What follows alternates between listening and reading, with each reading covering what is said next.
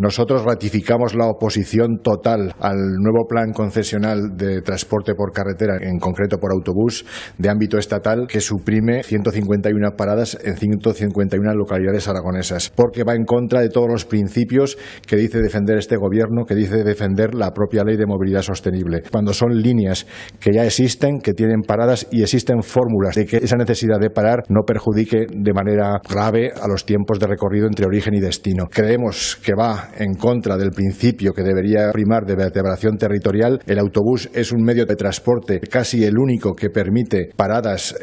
por los territorios en los que atraviesa, y se quieren convertir estas líneas de largo recorrido de ámbito estatal en algo similar a las líneas de AVE que atraviesan el territorio, pero crean un efecto túnel porque no dan servicio al territorio por el que pasa. Y creo que merecemos una reconsideración por parte del Gobierno central si es cierta su política de cohesión territorial y de igualdad de oportunidades para todos.